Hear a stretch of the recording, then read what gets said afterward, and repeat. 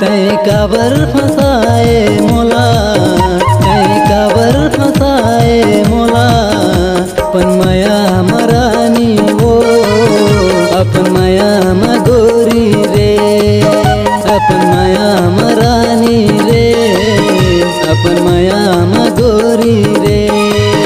धक धक करते मोर चोला, जब नहीं देखा मैं तोला। धक धक करते मोर चोला, जब नहीं देखा मैं तोला।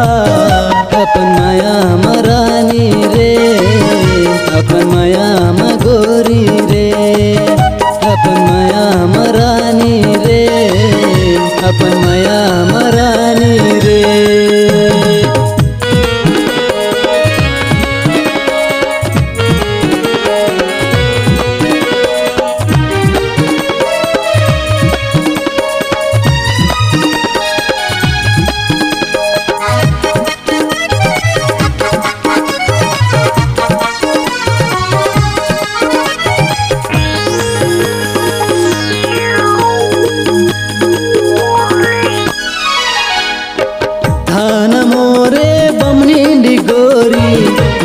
जांगीर चाप है रे, है तो मोला फांसे हस गोरी, है तो मोला जाना थस रे।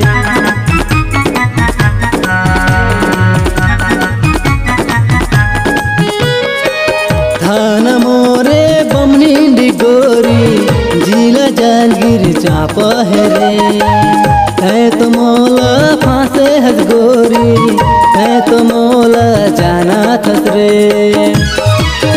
कैसे देहरान तय धोखा मोला, कैसे देहरान तय धोखा मोला। तोरी माया मरानी वो, तोरी माया मगोरी रे, तोरी माया मरानी वो, तोरी माया मगोरी रे।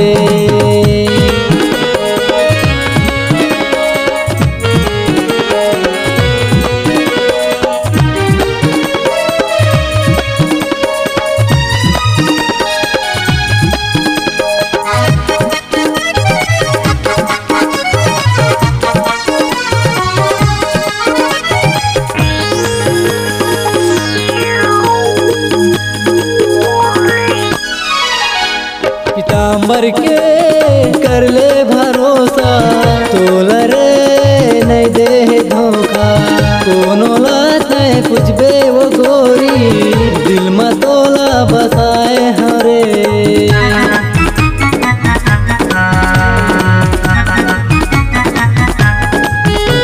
पीताम्बर के कर ले भरोसा, तोला रे नहीं दे धोखा। कोनो लाते पूछबे वो गोरी, दिल में तोला बसाए हरे।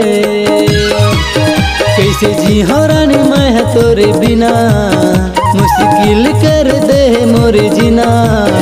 गोरी मोला फंसा के वो, रानी मोला भुला के वो, गोरी मोला भुला के वो, रानी मोला भुला के रे।